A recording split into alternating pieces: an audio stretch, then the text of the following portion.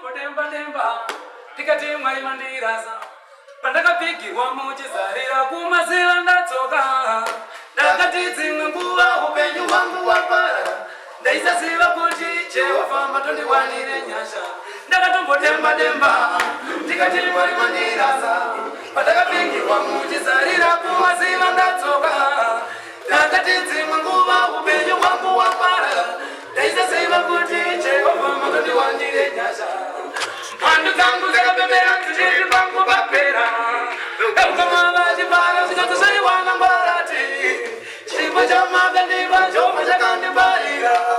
kuve mwane hama dzose nekuda kwechiroto mhando dzangu dzakapemera dzichiri pangu papera ukama vachipara zvikatosaiwana ngwarati chipo chamakandipa Jehovha chakandibarira kuve mwane hama dzose nekuda kwechiroto Ishe wangu Munyika yavatora munondo chana mambo tiri mumba mapa kunigere zvakanaka muri ruoko rwaPotifa ndakawanirwe nyasha naJehovha wangu ndinoteedza vakanditengesa munyika yavatora munondo chana mambo tiri mumba mapa kunigere zvakanaka muri ruoko rwaPotifa ndakawanirwe nyasha